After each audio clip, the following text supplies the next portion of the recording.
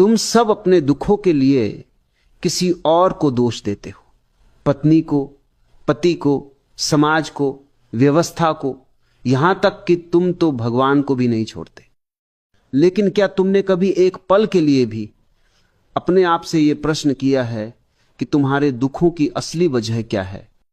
दुख बाहर नहीं, तुम्हारे भीतर है। और दुख का असली कारण है अपनी वास्तविकता से अनजान होना। तुम दुखी होते हो क्योंकि तुम जानते नहीं कि तुम कौन हो। तुम बस दूसरों की परिभाषाओं में जी रहे हो। जब कोई कहता है कि तुम बुद्धिमान हो, तब तुम खुश हो जाते हो, और अगर किसी ने तुम्हें मूर्ख कहा तो तुम दुखी हो जाते हो। तुम्हें दुखी करना इस दुनिया के लिए कितना आसान है। दुनिया के लिए यह आसान है क्योंकि तुम एक उधार की जिंदगी जी रहे हो। तुमने अपना वास्तविक चेहरा कभी नहीं देखा। तुम तो बस औरों की आंखों में अपना अक्स ढूंढते हो, और यही दुख का पहला बीज है। दुख का दूसरा कारण है अपेक्षा। तुम हर किसी से कुछ ना कुछ चाहते हो।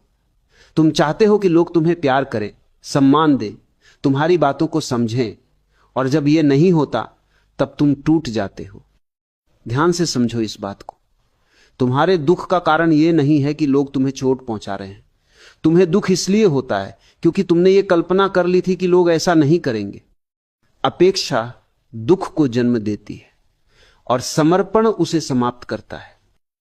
दुख का तीसरा सबसे बड़ा कारण तुम्हारा जीवन के प्रति विरुद्ध होना है। जो कुछ भी तुम्हारे पास है वो तुमको स्वीकार नहीं। तुम्हें हमेशा